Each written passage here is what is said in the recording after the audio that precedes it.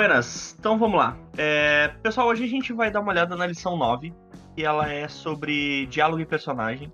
E ela é uma lição anormalmente grande para Masterclass do Game, que normalmente os vídeos têm 15 minutos e esse tem 25 e quebradinho, então é bem grande.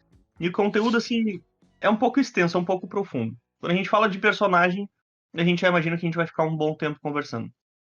Então, a gente vai tentar fazer a lição 9 e 10. Se a gente não conseguir fazer a 10, que graças a Deus é um estudo de caso, aí a gente vai deixar ele mais como exercício, tá? Mas o grosso do conteúdo tá realmente na lição 9. Então, a gente vai começar com ele. Para quem não participou ainda dos encontros, a gente vai guiando mais ou menos o assunto com base na ordem que o Neil fala as coisas no vídeo. Então, eu vou largar aqui um assunto, aí outra pessoa complementa, normalmente o Yuri ou a Marina. Quem quiser fazer comentário pode fazer à vontade. E aí, quando a gente tiver uma brecha, a gente segue para o próximo tópico, certo? E o primeiro que a gente vai conversar é justamente sobre como diálogo e personagem são duas coisas diferentes, mas que culminam na mesma coisa. Isso é como o Neil abre a aula dele, certo? Ele diz que o diálogo e o personagem eles são duas pernas que a história precisa para poder andar. E aí, então, nesse primeiro vídeo, a gente discute como que essas duas coisas estão super interligadas e por que elas estão, certo? O primeiro tópico que a gente vai conversar hoje é praticar compressão e economia. Isso é uma coisa que a gente já tem visto, acho que há umas 2 semanas. O Neil comenta bastante sobre como é importante praticar compressão. A gente imaginar que a gente está, na verdade, pagando para escrever e não recebendo para escrever. E, enfim, é muito difícil descrever bons personagens, personagens com profundidade que parecem reais. Essa era uma dificuldade que o Neil tinha desde o início. E ele comenta que, ao invés de fazer um monte de listas de coisas sobre o personagem, como vários livros, vários cursos, né, vários professores de escrita normalmente sugerem, ele diz que a primeira coisa que ele tenta descobrir é como é que os personagens soam, como é que eles falam. Porque para ele, diálogo é personagem. E a gente já comentou aqui várias vezes, o diálogo nem sempre ele é a fala do personagem, muitas vezes é a ação, às vezes é a descrição de como o personagem se sente em certo ambiente. Então, o diálogo ele é muito mais do que só a fala. Então, ele diz que o diálogo é o personagem em si. Então, a forma como ele fala, o que ele fala, como que ele fala, tudo isso é o personagem, certo? Eu queria fazer um comentário sobre isso. O Gaiman, é claro que não é o único que fala a respeito dessa ligação muito íntima entre o que é o personagem e o diálogo. Eu não vou lembrar aqui qual foi o professor que eu vi falando disso a primeira vez. Eu sei que eu tentei colocar em prática e realmente foi um dos contos assim meus que eu mais gosto, que soa mais natural, mais real. Porque eu não tinha nada, nem uma ideia. Eu só sabia que eu queria escrever alguma coisa e comecei literalmente ouvindo uma conversa de duas mulheres no ônibus. E daquela conversa saiu tanta coisa. Então, só para realmente falar que a realidade tem muito material pra gente explorar. E quando a gente para pra ouvir, prestar atenção e articular as coisas da realidade, falando da compressão e da, da, da compressão, basicamente. Usando da compressão para colocar no mínimo quantidade de palavras possíveis, realmente sai alguma coisa muito rica. Eu achei interessante que vocês estão falando aí sobre, né, que tudo é personagem. Para mim, assim, é uma grande dificuldade e eu vejo, né, dessa questão de como fazer com que a descrição de uma cena, ela fale além do que está escrito, né? Assim, como que eu quero traduzir uma emoção, uma sensação e colocar aquilo ali sem estar descrevendo e falando com palavras? Eu acho que isso é uma coisa que eu, no meu texto, preciso exercitar, né? Descrever uma sensação sem estar falando a sensação, né? Como dizer o que não está dito. E eu acho que para mim isso é fantástico quando a gente consegue fazer isso e colocar no papel. A pessoa lê e sente o que a gente quer dizer, né? Sem estar dito ali naquele texto, né? Sim, total. Eu acho que tu usou a palavra-chave, Fran, que é exercício, né? A gente aprende a escrever, a gente aprende como que a gente gosta de escrever e colocar sensações no papel através do exercício. E até chegar num ponto em que a gente consegue fazer isso que tu disse, de transmitir sensações sem necessariamente descrever elas, dito e feito, né? demora bastante tempo. Algumas semanas atrás a gente comentou sobre. Eu acho que quem comentou isso foi Marina. Sobre como que a gente precisa escrever vários contos, que é como se fosse assim. É como se tivessem várias histórias na nossa caneta e a gente só consegue tirar uma boa lá de dentro se a gente tirar as ruins da frente. Então, eventualmente, conforme a gente escreve, quanto mais a gente escreve, eventualmente a gente vai começar a escrever cada vez histórias melhores. Então, é prática mesmo. No momento que a gente escreve um conto, ou até um livro inteiro, a gente pode se permitir tentar coisas novas. Tons novos, sensações novas. Eu posso parar para perguntar, será que eu quero fazer isso? Será que eu me arrisco a dizer tal coisa? E isso vai fazer com que eu aprenda mais sobre a minha própria técnica. Vai fazer com que eu me sinta mais confortável com determinadas circunstâncias. E a minha escrita melhore. Tem uma observação para fazer sobre esse item também que eu li essa semana. Eu achei muito interessante ele colocar essa questão de observação. Eu entrei no teatro quando era criança ainda, né? E no teatro a gente tinha vários exercícios que os professores mandavam de fazer exatamente isso, sabe? Ir pra rua e observar como as pessoas agiam. Que dessa forma a gente conseguiria fazer isso, interpretar isso de uma maneira mais real, né? Quando eu li esse item lá no material do game, eu achei muito interessante, porque se você realmente for pra rua e tu parar, sentar lá numa praça, que nem ele fala, e observar como uma pessoa age diferente da outra, assim, e acho que isso realmente a gente consegue trazer pro nosso texto e tornar ele mais perto do leitor, né? Mais verossímil. Mais profundo também, mais rico.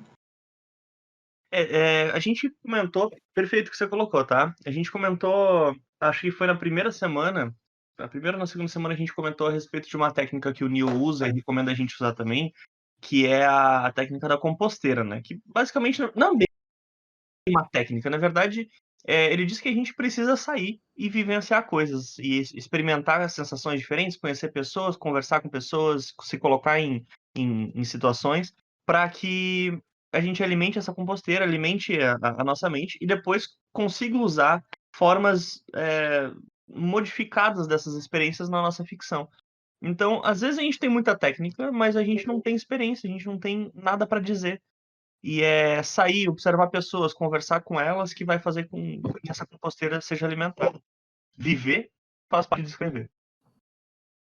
E fazendo aquela listinha de vocabulário, né, que a gente viu nos capítulos passados, né, só para complementar, né, sobre todos esses assuntos, assim, fazendo uma listinha conforme a gente vai pesquisando, também dá uma ajuda. Agora, eu queria comentar a pergunta da Fran, assim, como a respeito das sensações, né, passar a sensação sem usar as palavras referentes a essa sensação. Eu acho que essa que é a dúvida que a Fran teve. Eu faço de uma forma, cada um vai fazer de outra, né? O que eu costumo fazer parte um pouco para a imersão sensorial, dar uma aura para cada sentimento, entende? E essa aura pode ter cores ou texturas ou sabores, entende? Eu tento fazer isso assim. Por exemplo, se tem um rapaz e uma situação hipotética, tem um rapaz e ele vai pegar o resultado de uma prova, aí ele vê que foi decepcionante, ele não passou. Eu não digo, em vez de dizer que ele está triste, eu tento associar a uma aura áspera. Eu uso palavras que tragam a aspereza, coisas afiadas, entende? Coisas que podem até... Texturas que podem ser associadas assim, pode até feri-lo fisicamente, alguma coisa assim, entende? Eu associo, eu uso palavras desse teor quando vou me referir ao sentimento dele, em vez de dizer o que ele sente. Aí o leitor vendo isso, ele vai interpretar da sua forma, entende? Ele vai pensar em coisas mais relacionadas a ele, mas eu não disse como ele deve se sentir. Eu só digo que o personagem está cercado de sentimentos ásperos, cortantes, afiados, e que estão esfolando o ego dele, ou coisa do tipo, e eu vou por esse lado. Eu uso palavreados nesse sentido para desenvolver uma aura ruim ao entorno do personagem, entende? Eu gosto de ir assim, então... Entendi. Legal o que você falou, e acho importante também, assim, mesmo se a gente não usar palavras, né, para descrever o áspero, ou enfim, acho que partir disso, né, partir de todas essas emoções que você está pontuando, as ações, né, as ações que o personagem for ter naquele momento, então é tipo pegar, fazer até um script, né, ele passou por isso, está sentindo isso naquele momento, então assim, mesmo que ele não reaja àquilo, né, de uma forma mais explícita, sabendo que ele vem daquela emoção para reagir a qualquer outra coisa, assim. Então, como que ele vai reagir estando áspero, né? Alguém quando fala bom dia, ou ele chegando em casa, ou ele fazendo uma comida, né? Qualquer descrição, acho que é legal isso que você fala, né? Talvez nesse sentido também contribua, né? Assim, é mais das coisas como você imagina a cena, entende? Eu imagino os dois personagens, mas eu imagino sempre um jogo de auras ali, que está sendo tanto as palavras, tanto os gestos das pessoas estão invocando auras na cena. Eu gosto de trabalhar assim. Aí eu evoco palavras com determinadas texturas, ou sabores, ou cores, para se referir à dinâmica entre os dois, entende? Eu tento ir por aí, entende? Para evitar o óbvio. Tipo, ele tá triste, ele tá feliz, ou ele tá... Eu adorei esse negócio das cores, porque outro dia eu entrei numa conversa com algumas amigas e eu falando que antes de visualizar uma história, eu visualizo a paleta de cores daquela história. É tipo, eu sei, eu estou escrevendo uma certa história que ela é mais sombria, então eu imagino os tons mais cinzentos. E tudo para mim vai montando a partir daí. Só que ao invés de ser do personagem, é da história. E depois é que eu vou partir para, digamos, essa coisa que o Léo está falando, da cor do personagem e do tom do personagem. E aí, tom aqui não só no sentido de cor, mas também do tom de voz, da forma com que ele se posiciona. Eu parto daí.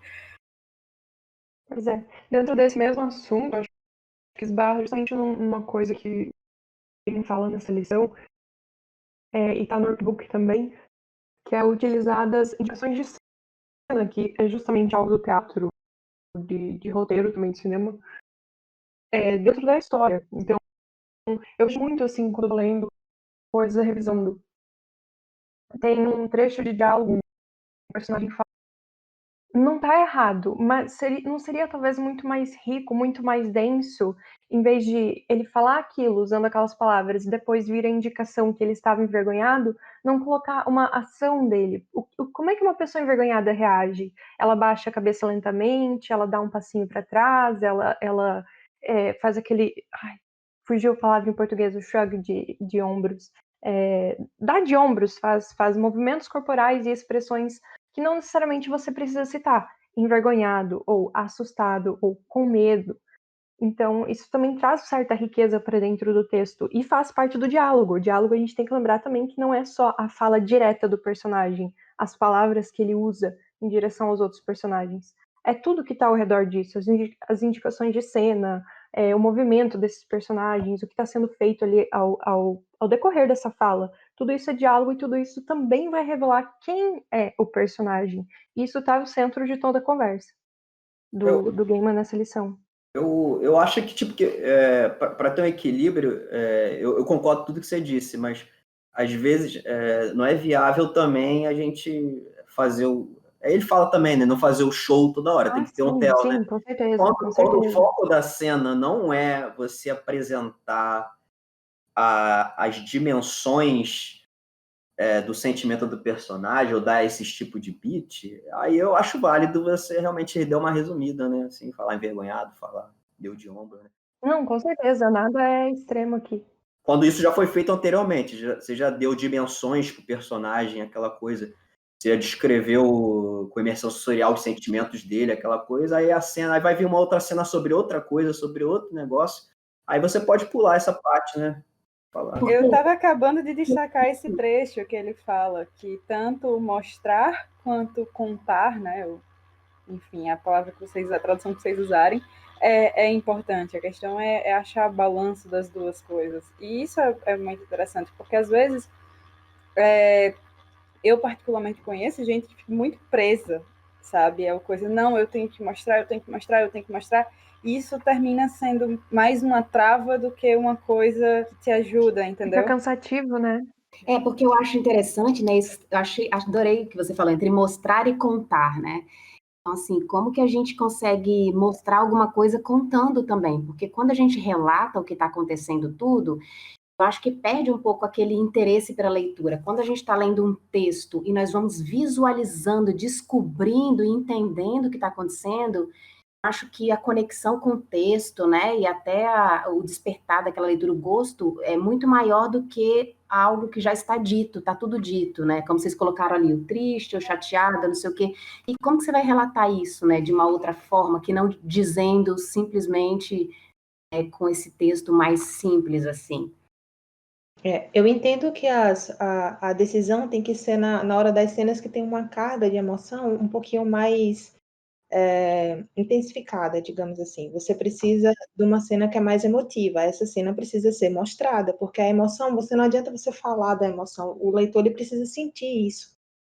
Mas quando você vai falar apenas passagens de um lado para o outro, ou conversas que são pouco produtivas, pouco emotivas, na verdade, você não precisa ficar mostrando. A pessoa saiu do carro, saiu da faculdade, entrou no carro, foi para casa. Isso não precisa ser mostrado, como é a sensação dela pegando no volante, como é o vento pegando no rosto, Sim, sim. a não ser que isso tenha uma carga emocional para ela. Ela está se sentindo livre, finalmente ela conseguiu sair da faculdade 6 anos depois e tal.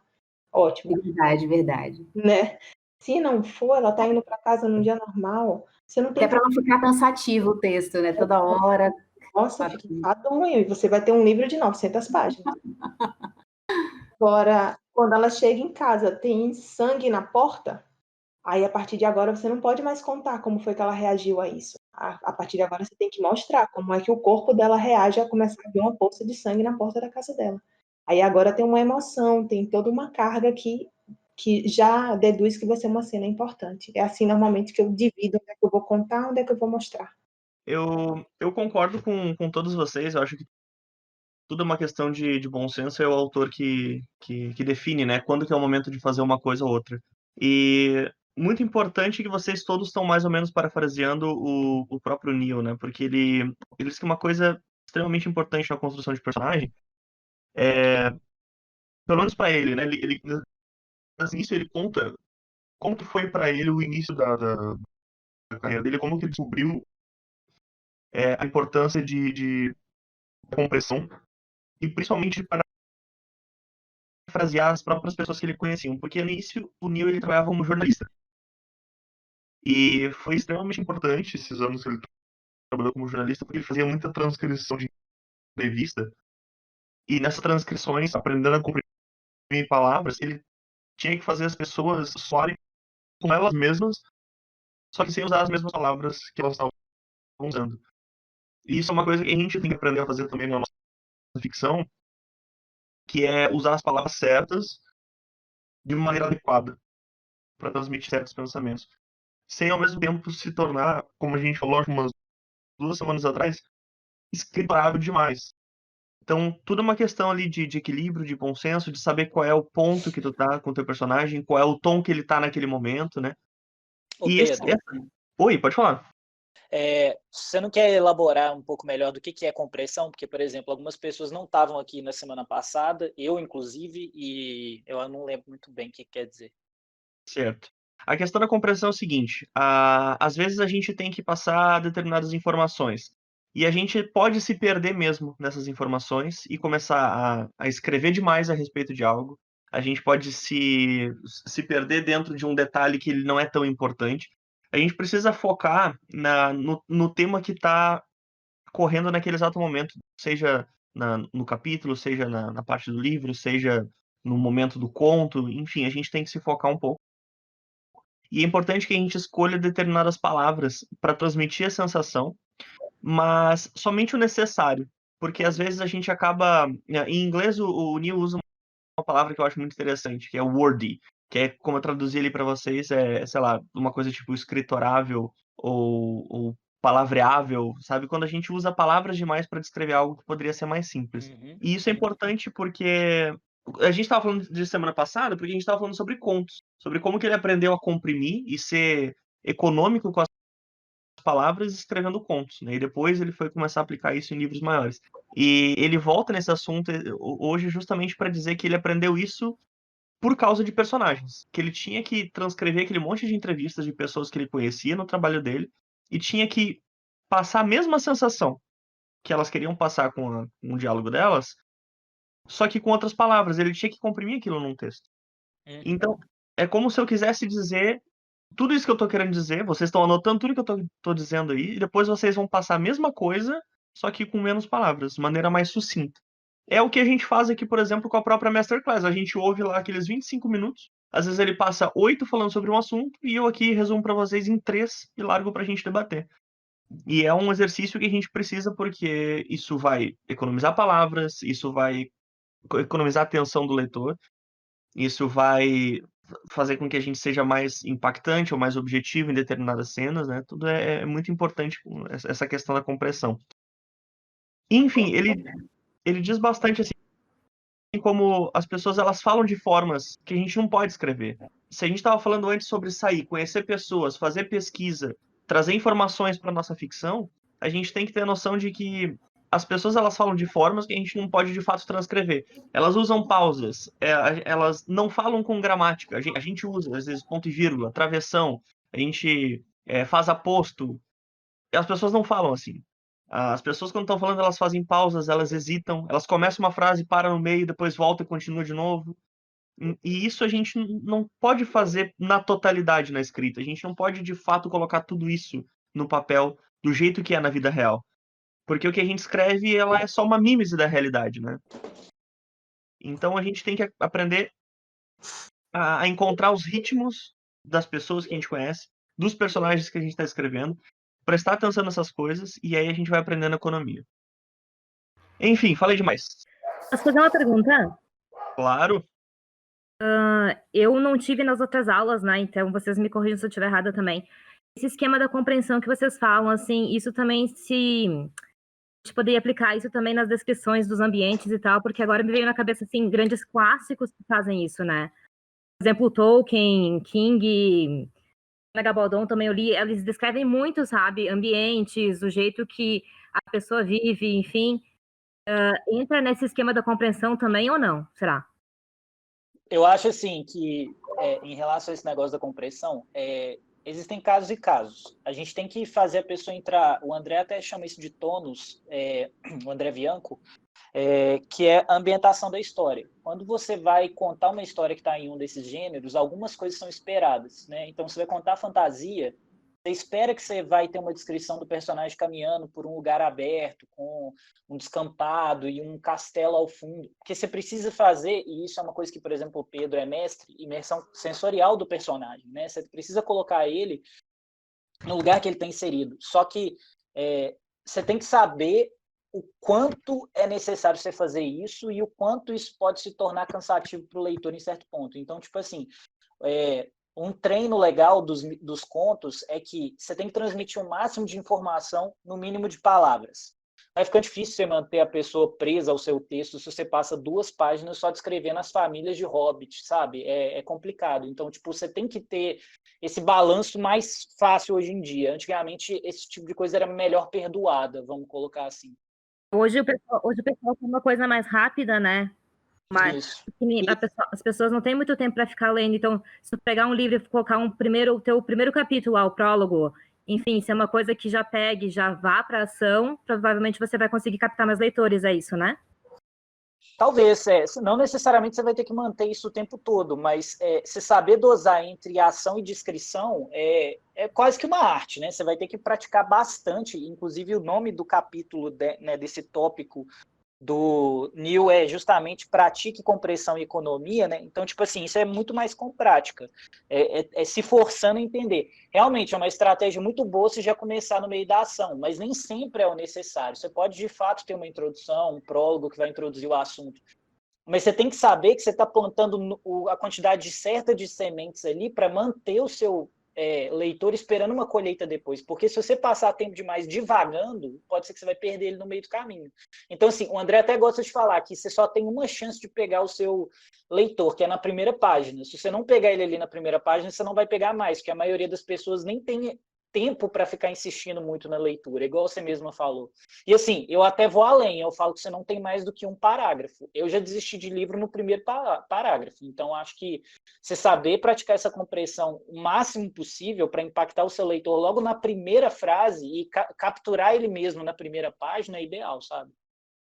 Eu acho que é meio que o dom assim, de $1 milhão, é você saber dosar o que é imersão sensorial e o que é excesso de detalhes. Inclusive, existe um livro maravilhoso que chama O Mundo ao Meu Redor, não sei se vocês conhecem. Que fala... O jabá, o É do tal jabá. Pedro Branco? Eu já ouvi falar desse cara. No meu celular está salvo como Pedro Branco Todo-Poderoso. Mas Obrigado, gente. Obrigado. você tem que saber dosar, que é um problema meu. Eu nunca sei se eu estou no excesso de detalhes, tentando chegar na tal da imersão sensorial, ou se eu estou na economia demais das palavras, que acaba deixando os personagens interagindo num bloco branco, sabe? Às vezes eu estou com medo do leitor estar lendo e tá achando que não tem nada ao redor dele, que só estão eles dois discutindo no mundo do Pocoyo. Mas, enfim. Então, eu acho que a gente tem essa linha tênue, assim, do que escrever de mais, escrever de menos, que acaba esbarrando um pouco no que estavam comentando no chat sobre o Tolkien. Eu acho que o Tolkien, ele mostra muito o tipo de leitor e de escritor da época dele. Na época dele, tanto se ganhava por palavra, quanto o leitor, ele não tinha muito essas distrações e todos esses entretenimentos que a gente tem hoje. Então, não tinha como você escrever, para a época, um livro de 150 páginas, onde a pessoa tinha a semana inteira, o mês inteiro para ler. Entendeu? Então, o mundo onde aquele leitor vivia era bastante diferente de hoje. Hoje, não. Você tem 1 milhão de coisas para fazer. Hoje, você tem muitas mídias. Inclusive, eu estava vendo uma live do James McSeel, acho que há uns 3 dias, e ele estava falando sobre a mudança da quantidade de palavras por página, inclusive. Que num livro físico você põe até 350 palavras. Quando você põe uma página, ele estava querendo falar sobre uma ação na página, né? Então, você tem uma página com uma ação e até 350 palavras. Só que no e-book só cabem 150. Então, você vai ter que começar a economizar ainda mais para que cada página tenha uma ação. Seja um thriller mesmo. Então, ele já estava falando sobre essa nova possível mudança no mercado editorial. Por quê? Porque hoje nós somos escritores diferentes para leitores diferentes. É a grande questão quando a gente tenta se comparar com escritores do passado. Galerinha, eu vou aproveitar que a Daisy comentou a respeito do mundo ao meu redor bem rapidamente, né? Eu queria falar só um pouquinho sobre imersão sensorial, porque é mais ou menos isso que a gente está falando. E depois eu vou passar a palavra para a Laís, que ela tá desesperada ali, tadinha.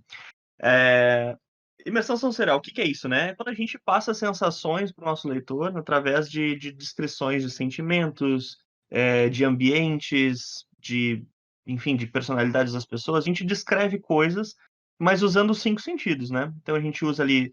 A gente tem tendência a usar muito os nossos olhos, os olhos do personagem, dizer que ele olhou, que ele viu, que ele percebeu, né?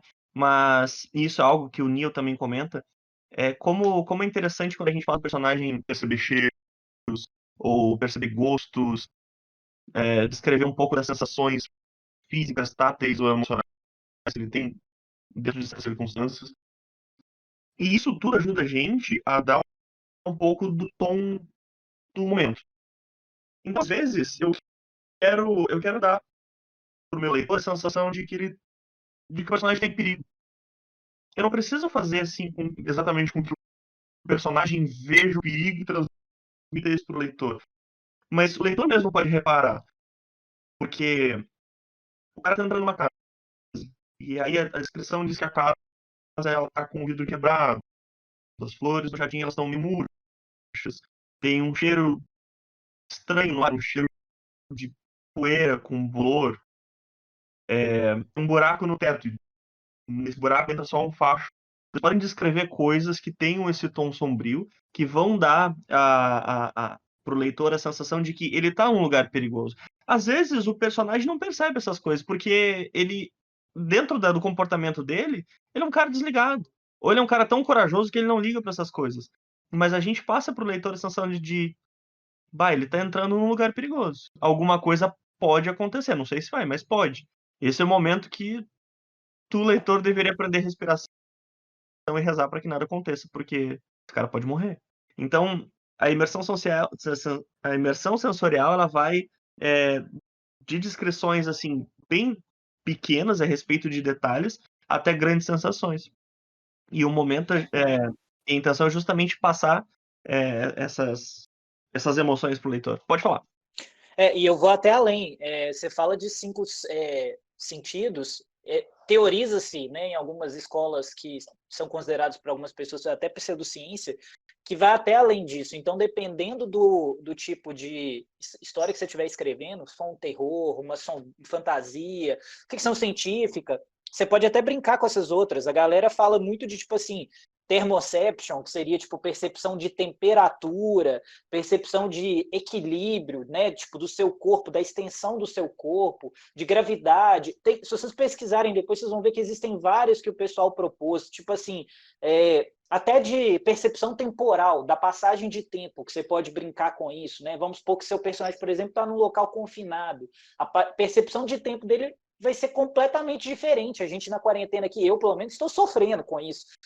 Custa perceber meu dia passando, ou às vezes eu percebo ele passando com o dobro do tempo, né? Tipo assim, fica achando que durou quase 48 horas. Então, a gente pode tentar brincar também com essas percepções dos personagens que vão além dos 5 sentidos para tentar deixar isso mais imersivo e tentar fugir um pouco dessa parte de ficar descrevendo demais o ambiente. E a gente tem a tendência a ficar muito preso à visão. É uma coisa muito do ser humano, né? A gente ficar preso à visão. E essas outras trazem, às vezes, mais sensação do que a própria visão, né? Elas contam mais do que a própria visão. Se você chegar falando que o cara que chegou perto de você, ele tinha um cheiro de panela suja, você já sabe exatamente que tipo de pessoa que está perto de você ali, né? Ou então um cheiro forte de tabaco. Você já sabe mais sobre o personagem que você falar que ele é um cara alto, né? Então, tipo assim, não sei, eu acho que a gente tem que começar a pensar em estratégias que definem melhor o ambiente e os personagens ao nosso redor, trabalhando com as sensações, igual o Pedro mesmo falou. Até porque o nosso leitor, ele não é burro, né? A gente tem que a gente tem que confiar que o leitor, ele vai entender mensagens que a gente deixar para ele. Não só aquilo que a gente deixa explícito, mas coisas subentendidas também. Foi muito relativo à questão dos personagens e dos diálogos, que acho que foi o Pedro que falou lá atrás, que é a questão de que a palavra escrita não é como a gente conversa, né? Por uma série de fatores. Eu lembro que eu vi, um tempo atrás, eu talvez jogue o link aqui no chat depois, uma questão de que, e entra até num ponto que o Gaiman fala no workbook, da linguagem corporal, né?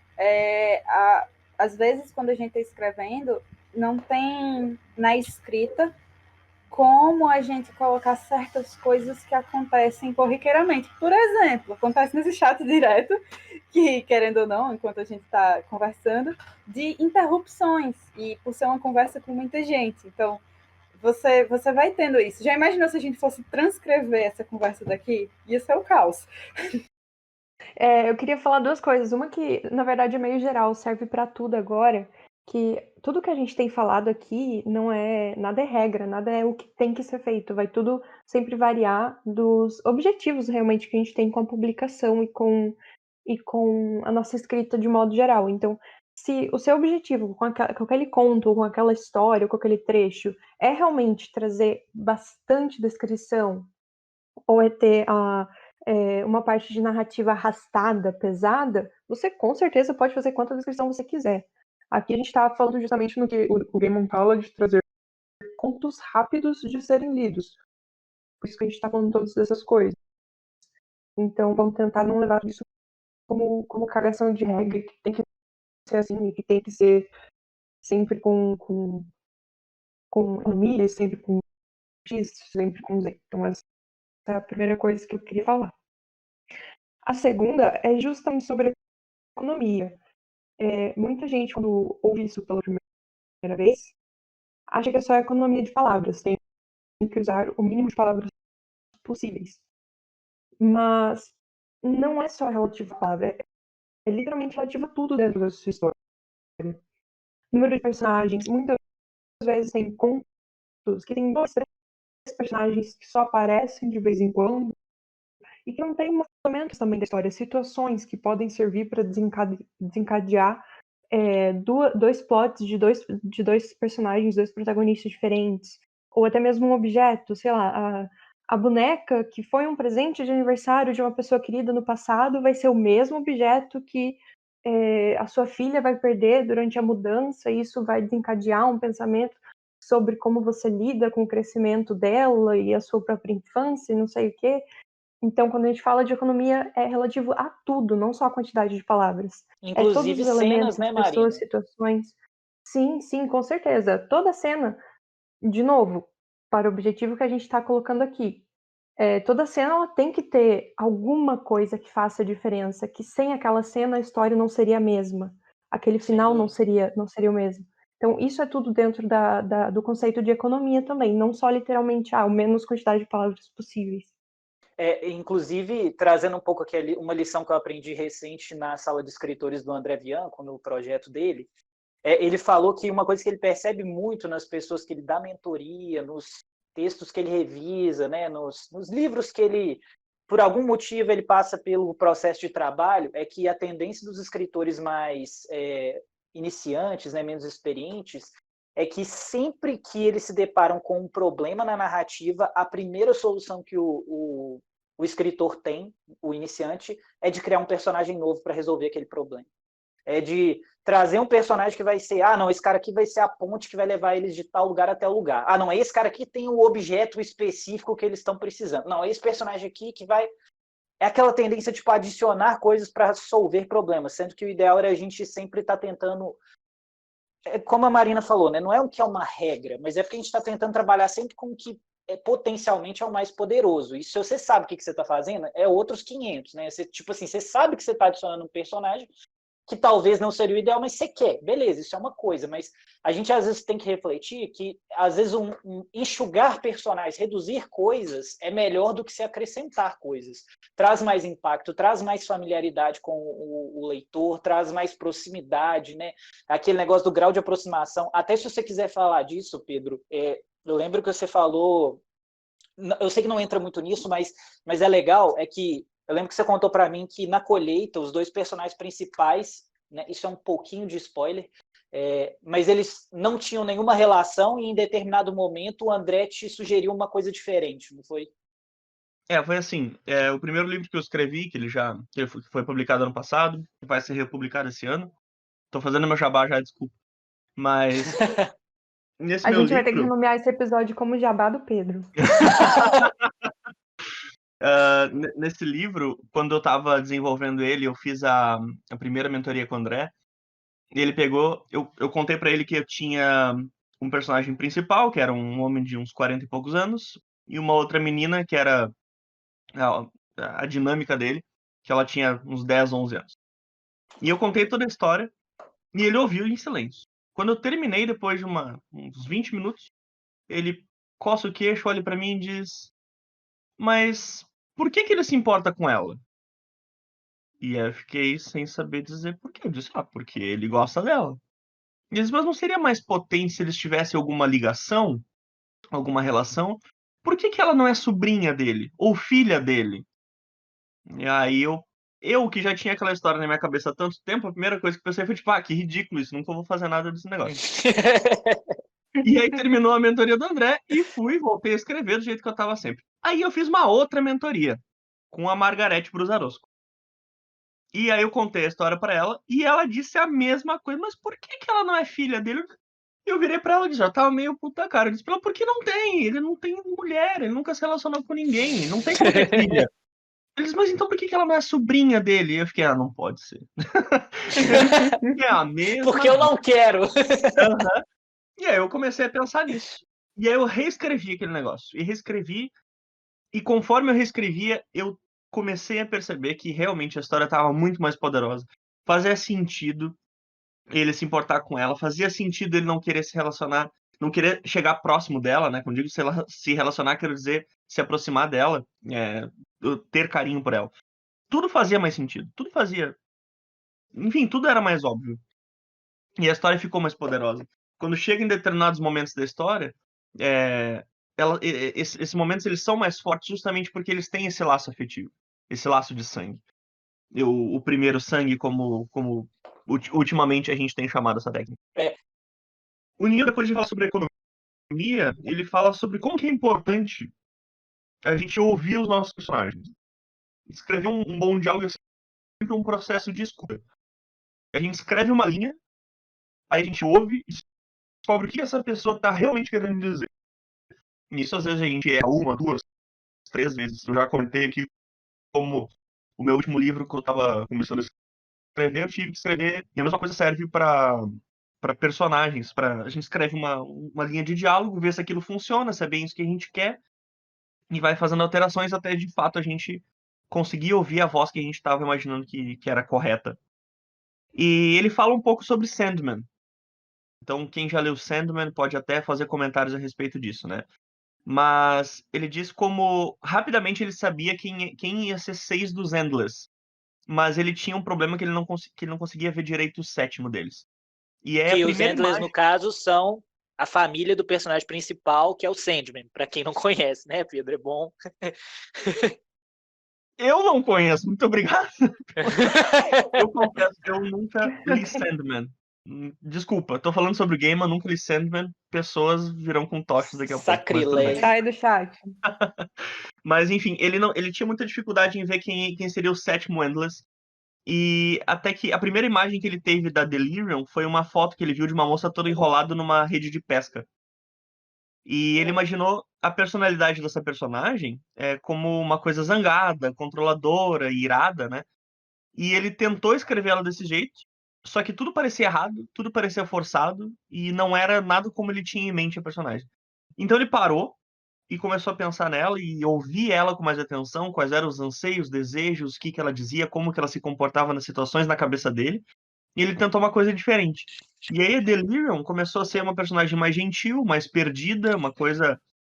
Mais inocente, mais pura, né? Isso, mais de lua, assim, e ela começava a falar quase como se fosse uma criança.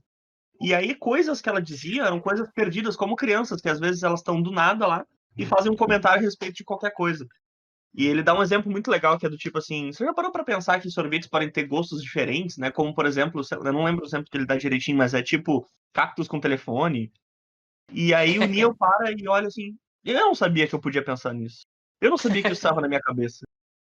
Mas quando tu cria um personagem que ele tem uma profundidade tão grande, ele tem uma vida quase própria. Ele ainda é tu, mas ao mesmo tempo é uma coisa separada. E isso te permite ter até momentos de reflexão, de sabedoria mais profunda que tu não sabia que tu poderia ter, se tu não te permitisse entrar no mindset desse personagem. Então tudo vem a partir do momento em que tu para e ouve o que esses personagens querem, onde eles querem chegar, como que eles são, e dá uma certa liberdade para eles fluírem sozinhos. O que vocês acham disso?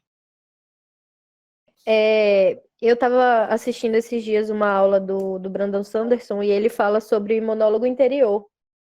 E como que às vezes você está travado num personagem, você não sabe muito bem qual que é o comportamento dominante dele, você não sabe muito bem o que ele quer, e como que ajuda a destravar você tentar fazer um monólogo interior dele. Então você imagina ele numa determinada situação, e aí você vai escrevendo, assim, vai escrevendo o que vem na sua cabeça, até que em algum momento aquilo ali destrava. E eu achei, assim, bem interessante. Inclusive não só para personagem, mas às vezes até com algumas coisas relacionadas à trama mesmo. Pois é, Ana, isso me lembrou outra coisa que o Gaiman fala, acho que até bem no início dessa lição, que é sobre a introdução dos personagens. Que você pode fazer isso de maneira estática ou em movimento, mas que o melhor jeito de você apresentar o personagem, às vezes, é colocar ele numa cena que é pouco familiar. Então você já desperta a curiosidade do leitor nessa hora e você também já sabe quem é o seu personagem. Porque, por exemplo, as pessoas são assim, elas se revelam através das situações e escolhas que elas fazem. Então, colocando um personagem, imaginando ele como uma pessoa que completa, como essa pessoa reagiria, o que ela faria, quais seriam suas escolhas, suas palavras, seus movimentos. Então, essa questão que tu falou também bate muito com isso, de iniciar a apresentação de um personagem colocando ele numa situação um pouco familiar, inesperada, algo problemático, um conflito, basicamente. Sim, E sim. conflito não precisa ser só uma ação, né? Conflito pode ser, tipo, um conflito básico, né? Uma discussão entre irmãos, uma discussão familiar, alguma coisa que vai realmente jogar a luz, né? Tem até aquela técnica da iluminação, que depois, se algum de vocês aí que entende ela melhor do que eu quiser falar, mas que vai mostrar quem o seu personagem é logo de cara, porque uma das coisas até que o Gaiman fala, aí eu não lembro mais a ordem que ele falou isso nesse capítulo, nesse vídeo, é que o leitor às vezes tem dificuldade de lembrar de certos personagens porque são todos muito, não queria falar superficiais, mas muito rasos, talvez, né? Não são Parecidos. isso, exato, então são todos sem tridimensionalidade. Pois é, eu acho que é nesse capítulo mesmo que ele fala sobre os funny hats. Eu não lembro direito, Pedro. Nesse capítulo mesmo, acho que é quase a última coisa que ele fala. Antes de dar o estudo de casos de Neverwhere. Isso, é o último tópico.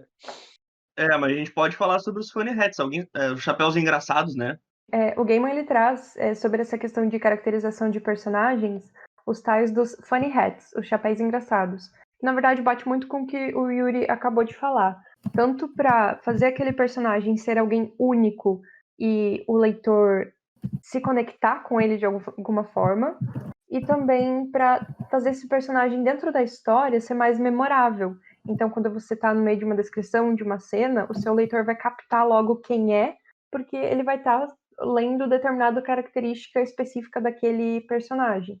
Por exemplo, você pode colocar um personagem que é manco, então toda vez que... Não toda vez, é claro, mas algumas vezes dentro da história você coloca essa característica no meio da cena, no meio da fala dele também, ou você dá uma cor de cabelo mirabolante, enfim, coloca alguma característica física ou de comportamento bem marcante que você possa brincar ao longo da história e que também seja facilmente reconhecida pelo leitor. Isso ele chama de funny hats. Isso pode ser tanto uma característica física, exterior, ou de comportamento, ou algo muito marcante que aconteceu com esse personagem. Eu acho que ele também cita qual foi a última visão do personagem, alguma coisa assim. Então, digamos que você tem um personagem pouco recorrente na história, digamos que seja um romance, e ele sumiu desaparecido num navio que desaportou e nunca mais voltou. Então, quando você vai se referenciar a esse personagem, você se referencia a ele usando esse acontecimento, a última vez que ele foi visto, entre aspas. Então, são jeitos de você lembrar desse personagem na história e fazer o seu leitor também captar outros pequenos elementos ao longo da narrativa que são bem interessantes. Uma coisa que eu lembrei agora, eu não lembro quem foi do grupo que me deu essa sugestão. Eu tenho a impressão que foi a Laís, mas não lembro agora.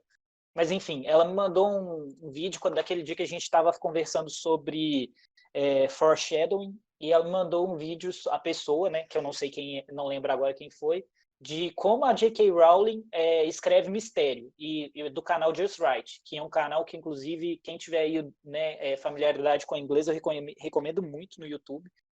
Mas, enfim, muito bom esse vídeo, que ele analisa como a J.K. Rowling escreve mistério, e literalmente é esse o nome do vídeo. Mas uma das coisas que me chama a atenção e que tem tudo a ver com isso que a gente está discutindo é que uma das técnicas que ela usa, porque ele defende a ideia de que Harry Potter, e eu concordo, são livros de mistério travestido de fantasia, né? Camuflado de fantasia, mas no fundo são todos livros de mistério. E a característica de um bom livro de mistério é deixar pistas para trás, né? Para que as pessoas consigam resolver essas pistas e chegar nas conclusões do mistério no final. E uma das coisas que a Rowling usa muito para fazer isso acontecer são as descrições assinatura, que ela chama, né? Então, se ela fala de óculos meia-lua, a gente já sabe de que personagem ela está falando. Não precisa falar mais nada. Então, Harry viu de relance óculos meia-lua cruzando o salão. Pô, você já sabe quem que é. Ou uma barba prateada, você também já sabe quem que é. Se ela falar um cabelo oleoso escorrido, você já sabe quem que é. Ou um nariz truncado, curvado para baixo, eu não lembro se é essa descrição, né? Mas, enfim, vocês já conseguem ter isso em mente. Então, isso é bom porque não só garante esse reconhecimento de personagem que é muito importante, mas ele também serve como ferramenta para outros momentos. No caso da Rowling, por exemplo, a gente tem um personagem que é a Sibylla Trelawney, né? Eu nem sei nem pronunciar o nome dela, mas vocês sabem quem é, né? A professora lá de adivinhação, que a descrição dela é que os olhos dela apareciam ampliados por trás de grandes, de grossas lentes de óculos, alguma coisa do tipo, assim, olhos muito grandes, alguma coisa do tipo por trás de lente de vidro, é mais ou menos isso que ela recorrentemente usa. E em certo momento, não lembro se foi em Ordem da Fênix, mas eu acho que foi em Ordem da Fênix, o Harry tem acesso a uma profecia e que ele fala que ele viu de relance, no meio esfumaçado, assim, um semblante de olhos muito grandes por trás de óculos, que falava a profecia X. Ele tinha a impressão que ele conhecia o personagem, mas ele não sabia quem era. E só muitas páginas depois, 50 páginas depois, é que se confirmava. A gente já pegava naquela hora, possivelmente, que aquela era a Trelawney. Então, tipo, você consegue plantar pistas e deixar que o leitor reconheça esses personagens só pelas descrições da assinatura, principalmente se você estiver escrevendo uma coisa que tem um certo grau de suspense, um certo grau de mistério. Uma coisa que eu acho legal sobre essas questões de aparência é quando essa característica ela tem a ver com, ela dá alguma pista a respeito ou do passado da pessoa ou de alguma coisa muito importante com relação a ela. Então, por exemplo, tem no... Gente, esqueci o nome do livro, acho que é O Poder da Espada, do Joe Abercrombie, não sei falar. Que ele tem um personagem que ele é manco, então ele já começa a história subindo uma escadaria enorme, reclamando de como a escadaria estava ruim, sentindo aquela dificuldade, e assim, você vai descobrir que essa questão da perna manca dele é importante porque ele foi torturado e tudo mais, então eu acho que traz uma potência maior para o personagem, inclusive toda vez que você vai ler aquela questão da perna manca, você vai lembrar, pô, o cara é torturado, pô, o cara sofreu, então eu acho isso muito legal. Sim, Com e certeza. bate de novo na questão da economia também, né?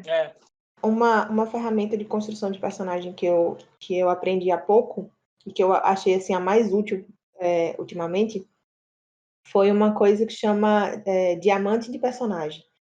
Chama de diamante por causa de um desenho que você faz, mas eu acho o desenho super inútil. Então eu só uso meio que as definições mesmo, onde você divide as características do seu personagem e emoções entram também, não são só características físicas, de acordo com o objetivo dele. Então, primeiro você vai determinar o que é que ele procura nessa história, qual é o objetivo. De acordo com o objetivo é que você vai traçar qual é a parte exterior dele, como é que ele se apresenta, como é que as pessoas que o veem acham que eles são. Depois vem as fraquezas, e as fraquezas são relativas ao objetivo. Então, se ele está querendo viajar para Dubai, as fraquezas é ele ser pobre, ele não ter emprego, ele não ter especialização, ele ter uma família muito grande para sustentar, coisas assim. Não são exatamente defeitos, mas são fraquezas que são meio que um obstáculo para ele alcançar o objetivo. E as habilidades que ele tem para ajudar na conquista desse objetivo. E o que eu achei melhor de tudo é o oculto. O oculto do personagem é algo que vai estar latente na maioria dos diálogos, na maioria das coisas que ele vai procurar, mas que ele em si desconhece. É algo que ele ainda não descobriu sobre ele, mas que fica claro para o leitor. E quando você chega mais ou menos perto do clímax, é a hora em que ele vai, nesse curso que eu fiz, é quando ele chega no revés, que pelo curso do Bianco eu vejo como sendo a fábula 4, né? A fábula da queda. Quando ele chega na queda, é a hora em que ele vai meio que fazer aquela autocrítica, aquela revisão, e ele descobre que ele tinha isso o tempo todo. Esse curso que eu fiz foi sobre o filme O Poderoso Chefão 1, e nesse filme, o filho do Poderoso Chefão, que é o Don Corleone, ele fica o tempo todo tentando se sair da família, dizendo que aquilo é a família dele, não é ele, que ele não é assim, que ele quer outra família. E quando ele chega no revés do filme, é justamente na hora em que ele percebe que não, que ele está negando isso para ele o tempo todo, que ele é sim a família, de que ele é igual a todo mundo, de que ele tem que seguir o destino dele, que é aquilo. Eu achei isso fantástico, eu tenho usado isso na construção da minha história agora, e foi assim um salto em alguns personagens que eu estava meio travada. Legal demais. Maravilha. Fran, pode ir? Gente, não, assim, nossa, que interessante isso que a Daisy trouxe aqui. Mas o meu tá um pouco descolado, assim, do que a gente está falando agora, porque ficou lá atrás, assim, acho que o Pedro estava comentando sobre o processo, né, do livro dele, e que essa questão dele compartilhar essa leitura com uma outra pessoa e a pessoa dar uma outra perspectiva para ele, né? Qual a conexão que você poderia dar a isso? Por que você não cria uma familiaridade com o personagem, um laço de sangue, né? Acho que foi isso que ele tinha comentado. Isso. Acho isso interessante, essa troca nossa, né? Durante esse processo dessa nossa habilidade, como que a gente vai conseguir construir o personagem, né? Todas as habilidades e técnicas ali que são colocadas para a construção do personagem e como que o leitor, se a gente está conseguindo, se a gente consegue não, né? Fazer o leitor captar essa intenção. Então, assim, é importante compartilhar o material com alguém, né? Se alguém consiga tocar em si mesmo, para ver se de fato essas intenções são colocadas. Agora, uma pergunta. No primeiro momento, quando ele recebeu essa sugestão, né? Isso te colocou do tipo, nossa, eu não vou fazer isso, né? Porque eu, às vezes, quando eu compartilho algum texto meu e alguém confronto, eu tenho uma resistência muito grande, né? Eu tô pelo personagem e aí ele passa por uma experiência e aí um colega, né, que estava fazendo esse compartilhamento comigo, olhou e falou: eu achei ele achei muito passivo nesse processo, acho que você não problematizou o suficiente, e aquilo me deixou muito resistente, né? Eu fiz a leitura de novo, nossa, nada a ver o comentário, como assim passivo? Só que aí eu fui lendo, e de fato estava super passivo, sabe? O processo todo. E claro, eu fiz outra, reformei, né, dentro desse sentido que ele colocava, mas assim, até que ponto a gente tem que, né, entender essa percepção do outro e retocar o nosso texto ou não, sabe? Era um pouco nesse sentido a minha colocação. Assim. Na verdade, quando eu recebi essa feedback, o primeiro feedback, eu realmente não gostei. Mas foi o primeiro que eu recebi na minha vida, na verdade. Eu nunca tinha mostrado os meus escritos para alguém de uma maneira tão aberta quanto eu mostrei pro André Bianco da primeira vez. Depois, conforme eu fui entrando mais nesse meio, se tornou uma coisa mais comum. Mas o que você perguntou ali, qual é o limite, né? Eu acho que o limite é dado pelo próprio autor. Às vezes, os insights que outras pessoas têm são muito úteis. Às vezes, eles são insights que podem ser úteis, mas não é exatamente o que você quer. No final, você tem que encontrar ali, você tem que saber qual é o tom do teu livro, você tem que saber qual é, a mensagem que tu quer passar, qual é o tema do qual ele está falando. Tem coisas que o leitor ele pode não compreender, mas isso não significa que tu tenha que fazer diferente, só significa que talvez tu tenha que ajustar algumas coisas, né? Aconteceu já de eu escrever uma cena, mostrar para uma pessoa, a pessoa dizer, não entendi. Aí tu tem que pegar e analisar. A pessoa não entendeu porque tu não te fez entender, ou porque é um problema da pessoa, do leitor. Por isso que é importante mostrar para várias pessoas, ter 1, 2, 3 betas, trocar experiência com outros autores, né? Por muito tempo, eu troquei figurinhas com o Yuri, e tinha muitas coisas que ele falava sobre meu livro, muitas eu aceitava, muitas não. Assim como tinha coisas que eu falava para ele que se perdiam e tinha outras que ele acatava. E no final a gente tem que ter certeza de que a gente está escrevendo a nossa história, o livro que a gente quer, a história que a gente quer.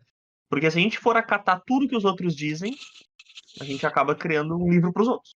A gente vai contar a história que os outros têm para contar. Isso, e eu acho que a gente tem que pensar, tipo, além de tudo isso que o Pedro falou, é que, primeiro, aquela pessoa que está te dando feedback, ela quer o melhor para sua história? Ou ela simplesmente está pensando uma coisa que ela gosta, né? Porque são coisas diferentes, né?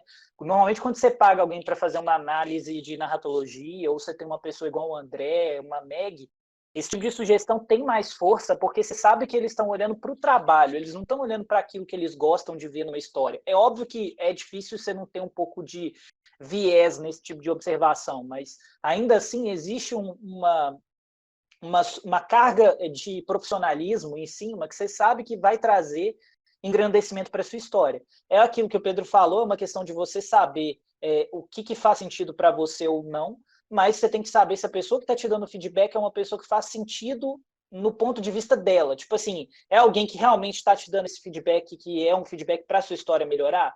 E uma última coisa que eu também passo por isso que você falou, muito ainda, eu tenho muita dificuldade em aceitar certas críticas, tem hora que eu me sinto até ofendido, dependendo das coisas que as pessoas estão falando, mas eu já percebi que isso acontece comigo em duas situações principais. A primeira é quando eu realmente estou sendo ofendido. Às vezes a pessoa, tipo, tá mascarando uma opinião ofensiva dela como se fosse uma crítica produtiva e não é.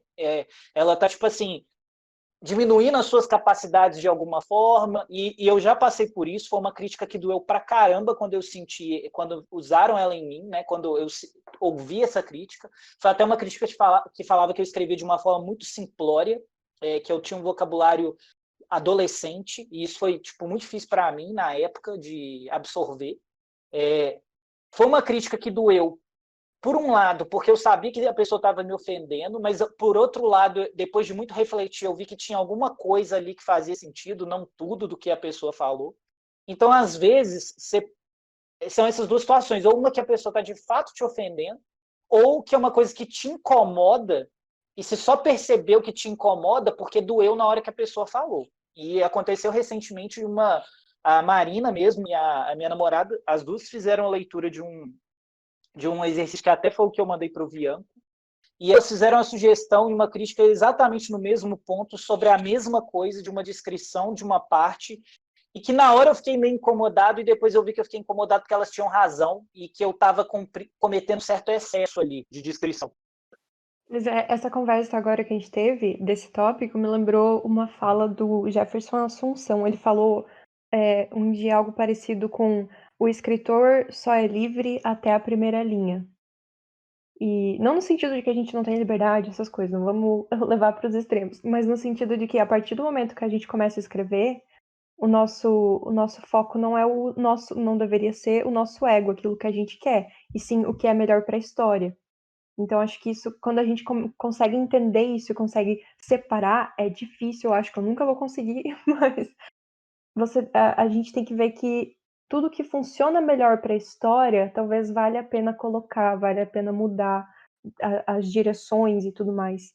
Não só para si, mas pela história. É claro que vai cair de novo, dependendo dos objetivos, etc e tal, mas é uma fala que me marcou bastante. Poderosíssimo. Pessoal, eu vou avançar um pouquinho o assunto. Eu sei que tá super interessante esse assunto que a gente acabou entrando agora. Só a gente tá começando a desviar de leve da questão do personagem, então eu vou puxar de volta, tá? E eu quero avançar um pouquinho a fala do Gaiman. E vou trazer mais 2 tópicos para vocês. O primeiro é quando o Gaiman diz que na construção do personagem é importante que a gente encontre a parte da gente que é o personagem que a gente está escrevendo. E essa parte é muito louca, tá? Ele diz mais ou menos o seguinte, que quando a gente acredita nos nossos personagens, eles são verossímeis. Eles vão ser separados da gente, mas ao mesmo tempo ele é parte da gente também. Porque a gente precisa mergulhar dentro de si mesmos e não ter medo do que a gente vai encontrar. É difícil olhar para si mesmo, é difícil se questionar, às vezes quebrar certos paradigmas dentro de nós quando a gente está escrevendo, mas é necessário. Porque se a gente vai escrever, por exemplo, assim, sobre um assassino ou uma pessoa ruim qualquer, a gente vai ter que encontrar a parte de nós que é essa pessoa má, que é esse assassino, que tem prazer em fazer esse tipo de coisa, para que a gente possa colocar a verossimilhança, colocar a honestidade dentro do personagem. Ou então se a gente vai ter que encontrar a parte da gente que é mulher, que é homem, que é velho, que é louco, que é qualquer coisa, dependendo do personagem que a gente quer desenvolver, tá? E encontrar essas pessoas dentro da gente, no momento que a gente encontra elas, a gente confia nelas. Ouve o que elas têm pra dizer, já que ouvir personagem é o tema dessa lição, né? A gente ouve o que esse personagem tem pra dizer. E ele, no final, ele dá um exemplo a respeito de Coraline. Que, por exemplo, quem já leu Coraline vai conseguir imaginar isso melhor ainda, mas ele pra refletir que quando ele estava escrevendo Coraline, a pergunta recorrente para ele era sempre: e se fosse eu, né, nessa situação? O que eu faria? Será que se os meus pais desaparecessem, eu voltaria naquele lugar horroroso, assustador, com aquelas pessoas com olhos de botões para salvar os meus pais? Será que eu tentaria me virar por mim mesmo? Mas e se fosse eu adulto e não criança? O que eu faria? Se fosse eu hoje, eu com 30, com 20, com 25 anos de idade, o que eu faria? E se fosse eu quando eu tinha 7, 8 anos, o que eu faria naquela época? Será que eu lembro disso? Será que eu consigo resgatar essas memórias? E muitas vezes a gente tem essas respostas dentro da gente e às vezes não. Quando nós somos escritores adultos, e eu vou partir do pressuposto que todos nós aqui somos adultos, a gente já conheceu muita gente na nossa vida. E muitas dessas pessoas, quando filtradas, começam a surgir de maneiras diferentes na nossa escrita. Mas a gente também vai ter que escrever eventualmente sobre pessoas e coisas que a gente conhece. Pessoas de culturas diferentes, histórias diferentes, sentimentos que a gente não conhece. Nesse caso, o meu aconselho é que a gente vá de encontro a essas pessoas, que a gente converse com essas pessoas diferentes, que faça perguntas e faça pesquisa sempre com respeito. Sabendo que tem descobertas e tem coisas que a gente precisa saber. Então, independente se a gente está começando ou se nós temos, eu vou nos dar 2 dicas das nossas histórias. Tá? A primeira é confiar em nós mesmos. Se a gente tem uma ideia, a gente vai lá e faz. Mas a segunda é que a gente pesquise e aprenda mais coisas. Elas são contraditórias porque tem coisas que a gente sabe. E aí a gente pode deixar a nossa imaginação fazer parte do trabalho. Ele comenta que a maioria de nós sabe como é que é pegar uma fila de banco.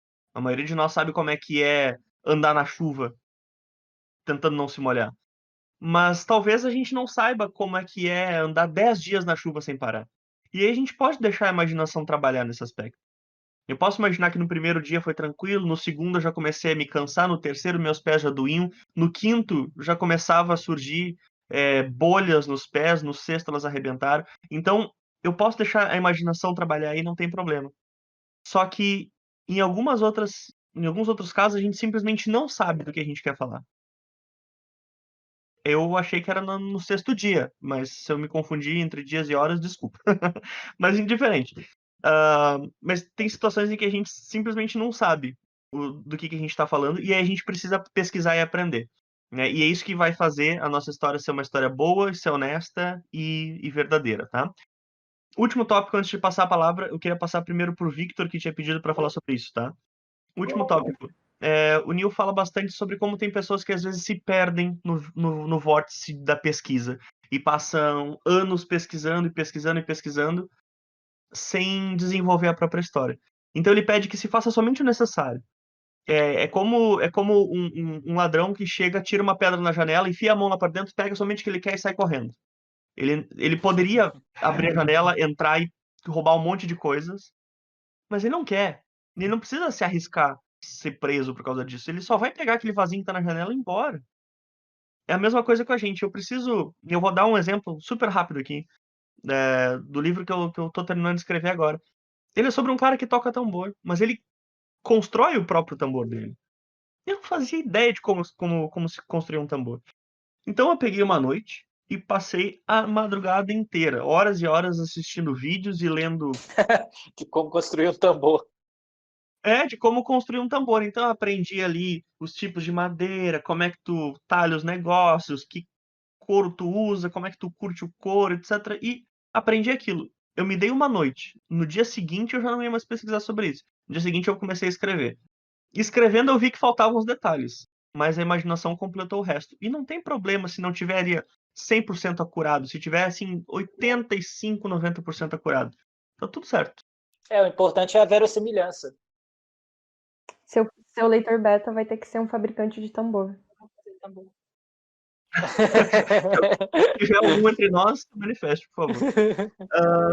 Victor, pode falar.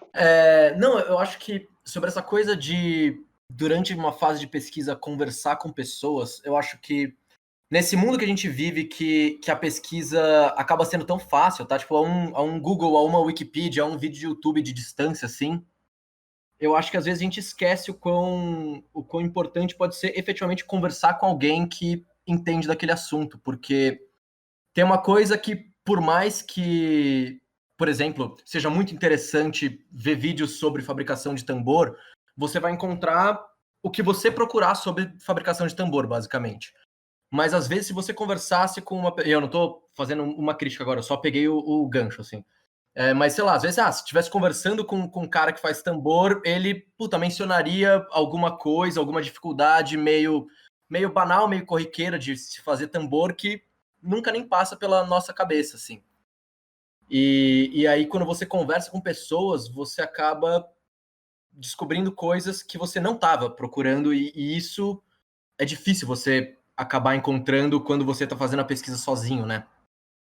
Eu lembro de tipo, agora, há uns 2 meses atrás, eu tava fazendo um longa em Brasília, e a gente eu tava acompanhando o elenco num treinamento de tiro com a polícia e tal, com o BOP lá de Brasília.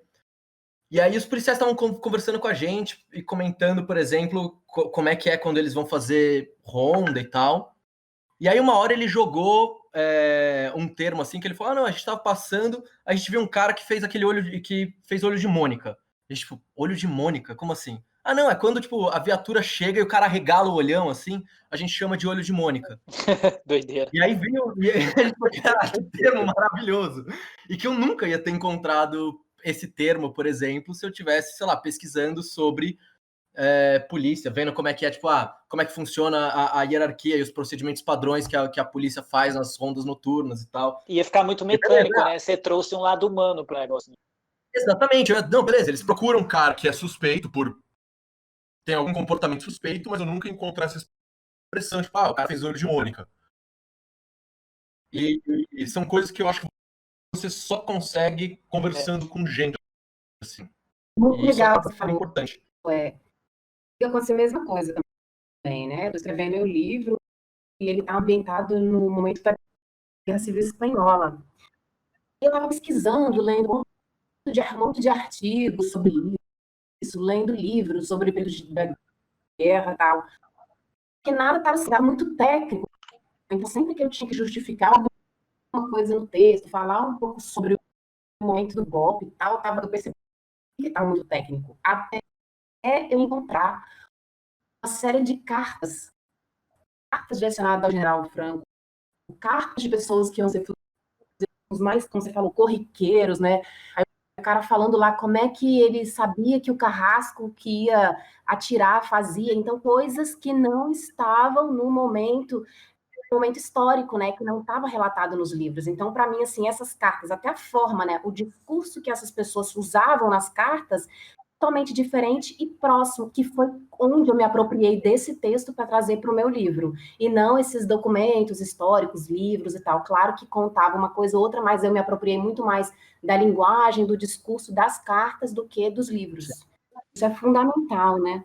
Tipo, não que os livros de história não sejam importantes, você tem que, sei lá, estudar a história, nesse caso, entender a guerra e o contexto, mas tem uma coisa que fica fria nesse tipo de pesquisa, como você não pode, sei lá, conversar com muitas pessoas que participaram, acho que carta é perfeito, assim, nesse caso. É como o famoso caso de conhecer uma cidade pelos olhos de um local. É diferente você ir no Google Maps e ver todos os pontos turísticos e visitar por si, e ter alguém que mora lá te acompanhando, te mostrando e falando coisas que ninguém, além de um local, saberia. Com certeza. Tem um autor, né? Na verdade ele é um roteirista que chama Dustin Lance Black, eu não sei se alguém aqui conhece. Ele foi o roteirista de um filme chamado Milk, que é sobre o Harvey Milk, o primeiro político americano ativista abertamente gay que foi eleito, né? Primeiro abertamente declarado eleito. Acho que ele foi eleito para alguma coisa lá na Califórnia, não lembro o quê. Mas ele ganhou Oscar de, se eu não me engano, foi de melhor filme, alguma coisa do tipo. Mas o grande lance sobre esse trabalho que o Dustin Lance Black fez nesse filme e que ele faz em todas as obras dele, ele tem uma série, deixa eu tentar pegar o nome dela aqui, que eu não lembro de cabeça, que é até muito boa, que ela fala sobre os movimentos, a origem dos movimentos LGBT, né, da parada gay, de tudo isso de forma aberta, e como isso se intersectou com o surgimento de uma parte do movimento feminista radical. E, tipo assim, para ele escrever tanto essa série, chama When We Rise, essa série, muito boa, inclusive, que é sobre direitos civis dos LGBT, né, e o surgimento desses primeiros movimentos.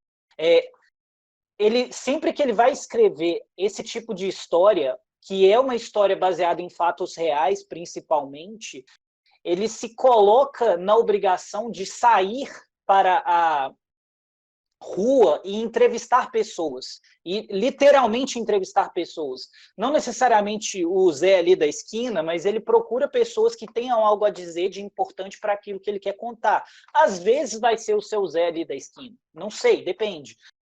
Tem um vídeo dele, tem um canal que chama Creative Spark, que ele dá tipo, a visão de vários roteiristas sobre o processo deles. Então, quem quiser procurar depois, tem esse do Dustin Lance Black. Ele até mostra lá uma parte dele que ele faz ficha de cartão para contar a história. Então, quem gosta também de fazer esse tipo de coisa pode se identificar. Mas o que eu achei mais extraordinário é que realmente ele se obriga a participar dessas entrevistas, a chegar com as pessoas e bater papo, a entender qual é a parte humana da história que ele quer contar. Ele quer entender a história do ponto de vista realmente dos participantes ou de pessoas que testemunharam aquilo, para igual tudo que vocês falaram aqui agora, para trazer um ponto de vista humano, para não deixar só aquela observação fria dos fatos, talvez mais próxima de uma visão jornalística ou de uma visão histórica, né? Então, acho que realmente é essencial sair para campo, e a gente não está falando aí de botar o pé na rua necessariamente, né? Com a internet, a gente pode conectar com uma pessoa que está lá na Hungria uma hora dessa e bater um papo com ela. Então, às vezes, a gente pode se aproximar de pessoas que vão ter algo a dizer realmente a um clique. Não vai ser a um Google, mas vai ser a um Skype, a um Discord, a um WhatsApp, talvez. Então, que o Yuri estava falando sobre entrevistar as pessoas e tal. Inclusive, o conto que eu estava escrevendo que eu ia mandar para o exercício da semana, mas acabou não dando tempo, é baseado em fatos reais, que é a história da minha bisavó.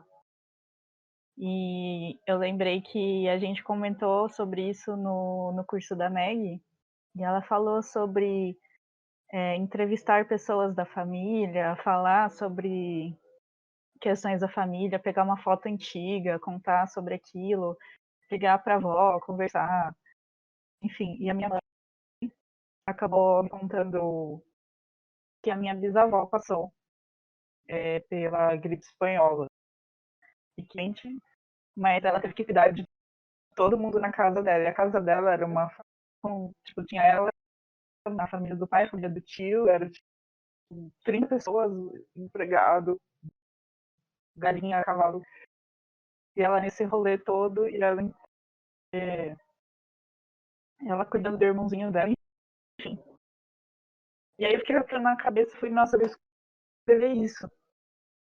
E aí eu liguei pra minha mãe e falei, mãe, me conta sobre minha bisavó. E ela foi falando várias coisas, eu fui mais pra frente eu quero até explorar mais escrever, mas eu consegui uma coisa bem rica, assim, pra contar uma história de uma pessoa real, assim, sabe?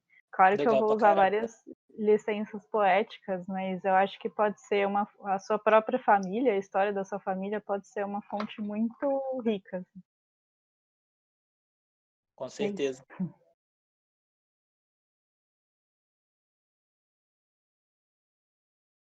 Eu concordo com vocês todos, né? Vou fazer mais um adendo aqui sobre a importância disso, né? Muitas vezes a gente escreve sobre coisas que são mais sensíveis. E nem sempre são coisas que a gente domina e que a gente precisa ter bastante respeito, e por isso a pesquisa é muito importante, né? Uns tempos atrás, acho que na semana passada, eu estava num outro grupo de autores em que estava se discutindo a importância de conversar com pessoas negras para saber qual era a maneira mais sensível de descrever o corpo, se era útil descrever características físicas delas. Enfim, coisas que a gente precisa saber quando nós não somos negros e a gente vai escrever sobre um personagem negro, seja ele protagonista, seja ele secundário, etc. O mesmo se aplica a um homem escrevendo sobre uma mulher, sobre uma pessoa hétero escrevendo sobre um homossexual. Existem termos que a gente pode usar, termos que são aceitáveis, outros que não. Então, é importante fazer essa pesquisa também para que a gente não fira pessoas que fazem parte do nosso público, e, enfim, mantenha uma escrita saudável, né, para quem está lendo e também para a gente que está escrevendo. Então, o Neil, ele é bastante... ele fala sobre a importância de manter o respeito na hora de fazer essa pesquisa, né? Um adendo ao seu adendo. Geralmente esses leitores são chamados de leitores sensíveis. Se você está escrevendo uma história com muito personagem feminino, ou então que tem presença de comunidade LGBT, ou negros, ou o que for, algum grupo que você não domina, é interessante você contatar pessoas que façam parte daquele grupo como leitores sensíveis para realmente lerem e verificarem se está ok, se está respeitoso, se tem outro jeito melhor. A gestão que eu tenho sobre isso, né? Eu faço parte de um núcleo de pesquisa em movimentos e práticas sociais e a gente trabalha justamente com com diversos movimentos sociais, movimento LGBT, movimento negro, movimento de mulheres. Mesmo a gente fazendo contato com os grupos, sempre há divergência dos grupos, né? Porque são vários fragmentações de grupos, então é difícil isso, né? A gente tentar seguir de uma forma que não seja ofensivo, mas de alguma forma alguém vai vai se sentir ofendido. Mas claro que é importante a pesquisa, sim, mas tentar pensar, acho que para qual grupo, né, em qual grupo que a gente conseguiria colher esses conselhos, né, porque existe muita fragmentação entre eles, uns concordam, uns acham que tem que descrever de uma forma mais explícita, outros não, se sentem ofendidos, então é tão difícil isso, né, gente, colocar isso nesse momento, assim, mas talvez encontrar um grupo legal, que tem uma boa visibilidade, para conseguir se apoiar nesses lugares, assim, para a gente conseguir atender minimamente, assim, essa intenção, né. Pois é, o certo é buscar um equilíbrio, porque mesmo o leitor sensível é um indivíduo só, e um indivíduo só, às vezes, não representa uma comunidade toda. Eu acho que a discussão mais recente a respeito disso até é bem recente, não sei se vocês acompanharam. Eu vou fugir do assunto, desculpa, mas é um minutinho só. Acho que foi a fala do Babu, do Big Brother, que ele falou sobre a questão de não querer ser tratado como negro, e sim como preto. E fora as imprecisões históricas que ele cita sobre a origem da palavra, grande parte da comunidade discorda, e agora grande parte da comunidade concorda. Então, tem a ver com isso também, essa questão de tratar com respeito não necessariamente vai ser a opinião de um indivíduo leitor que vai ser o que você precisa, e sim algo. O certo é buscar o equilíbrio de uma comunidade inteira, de uma noção de respeito geral. Eu acho que mesmo que tu não seja unânime dentro de uma comunidade, se tu demonstra na tua escrita que há respeito por ela, existe uma tolerância, existe uma aceitação. Eu imagino que sim, né? Sim, sim. Alguém mais quer comentar a respeito dessa questão? Da descrição de personagens e tal, da pesquisa principalmente? Porque tá bem no fim. A gente já tá se encaminhando pro final. Eu sou a pessoa mais suspeita para falar da questão de pesquisa de personagem, porque eu acho que até para eu planejar tudo, eu às vezes planejo até demais. Eu faço pesquisa até que acaba não sendo necessária depois no livro. Isso é uma coisa que eu tenho percebido muito. Até porque eu faço fichas de personagem muito completas.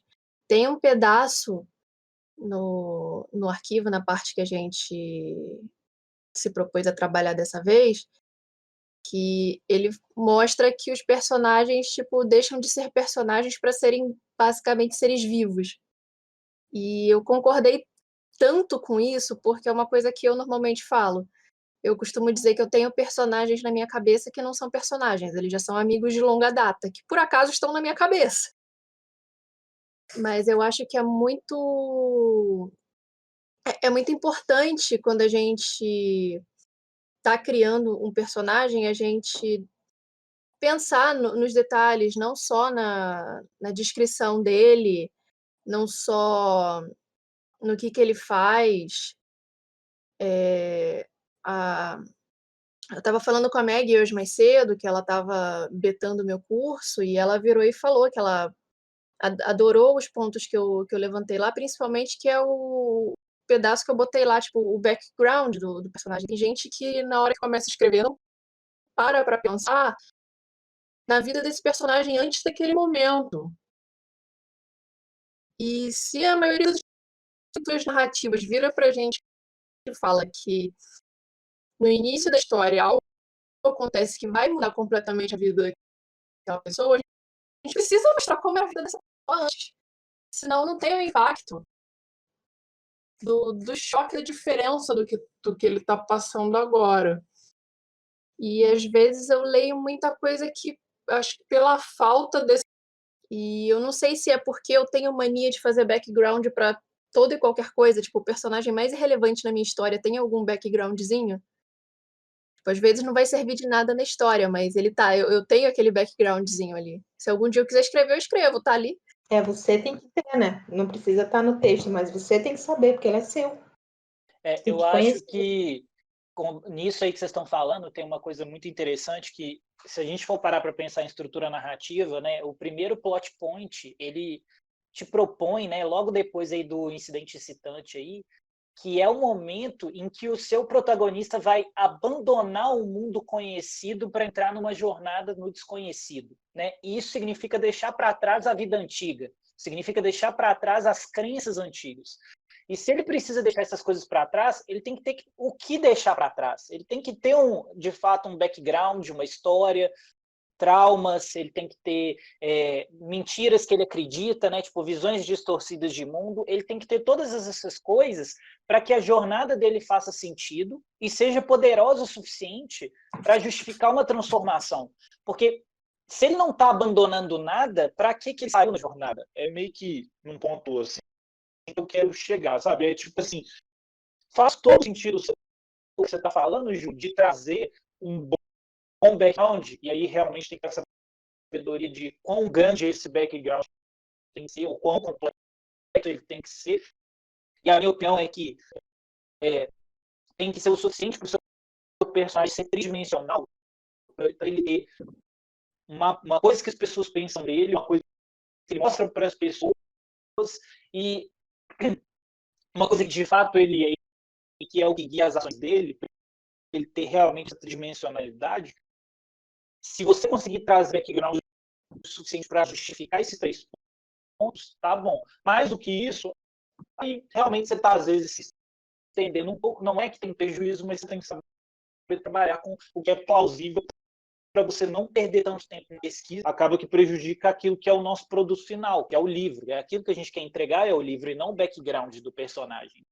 Um ponto que é legal quando a gente trabalha legal esse background do personagem é que, até para a gente não se estender tanto nesse iniciozinho do livro, antes de tudo acontecer, se a gente tem domínio do background que a gente pensou para aquele personagem, a gente consegue entrar muito na questão do show don't tell. A gente não precisa chegar e falar o personagem é marceneiro.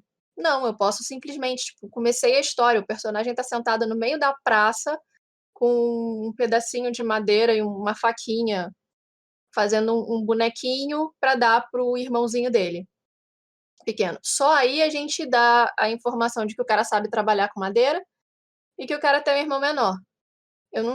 Se a gente só descreve essa cena, a gente já dá um bocado de informação sem precisar escrever totalmente todo esse monte de informação. Com certeza. Pois é, isso vai bater com basicamente tudo que o Gaiman fala nessa lição, né? Sim. Sobre trazer o personagem à vida.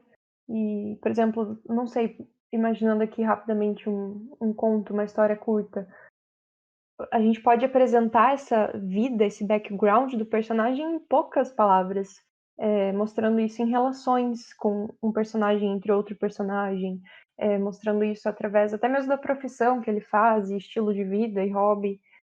Por exemplo, começar um conto com um diálogo entre 2 pessoas e as falas são simples e que já vão mostrar muita coisa.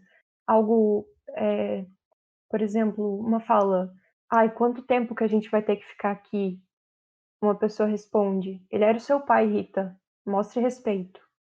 Ou seja, você já pega nessas 2 falas uma vibe de que, beleza, tem uma Rita, uma mulher, uma talvez jovem, talvez não, mas que está impaciente e quer sair do velório do pai. O pai dela faleceu, por que ela não tem essa conexão? Então, essas 2 falas já mostram muita coisa de literalmente vida desse personagem que tinha antes do conto começar. A gente não precisa descrever todo o background, mas a gente sabendo o que a gente quer passar, a gente consegue transformar isso em frases menores e já incitar a curiosidade. Sim, perfeito. Interessante é isso, né? Como incitar a curiosidade, né? Como não entregar tudo de uma vez, né? Porque eu tinha essa ansiedade de entregar tudo de uma vez, todas as informações sobre os personagens. E como é que você vai dizendo que ele é marceneiro? Em qual momento que vai entrar isso? Em qual momento da história vai entrar que ela é filha da pessoa que está sendo velada, assim? Então, é tentar entender o tempo da história também, sem a nossa ansiedade para colocar aquilo. Acho que aos poucos, nessa questão da expectativa também, de colocando uma coisa em seu lugar, acho que é difícil, né, ter esse ritmo, mas é importante também a gente conseguir captar isso do nosso texto. Pois é. Pessoal, eu vou. Na verdade, esse era o último tópico que a gente tinha pra conversar, então eu queria só passar alguns recadinhos pra vocês e vou encerrar, beleza? Que a gente já tá chegando em 2 horas. Oh, parece programa do jogo. Tem que ter efeito de som. Pom, pom, pom, pom. Mas então, a gente normalmente vê 2 lições, né? A gente teria que ver a 9 e a 10 hoje. Só que, além da 9 ter um material muito denso, a 10 é um estudo de caso. Então, o que a gente fez? A gente ficou falando aqui só sobre a lição 9, vai ficar a lição 10 para vocês fazerem de dever de casa. Ele é super simples. Como a lição 10 é um estudo de caso de um conto do Gaiman, o que a gente sugere é que vocês procurem esse conto e leiam ele. E a gente pode, inclusive, entrar um pouquinho mais cedo semana que vem só para debater ele. Se a gente começar às 4... Oi, pode falar. O conto já tá no workbook e também na tradução. E se o pessoal procurar, tem alguns vídeos do próprio Gaiman narrando esse conto no YouTube. Excelente, maravilha. Então, vocês não Que precisam mulher nem essa procurar. Marina. Então, assim, dei uma lida no conto. Se eu não me engano, ele é o quê? October Tale? November Tale? October. É o October Tale. Ele é da mesma série de contos que a gente viu semana passada, que a gente leu um trecho do March Tale sobre a pirata e tal.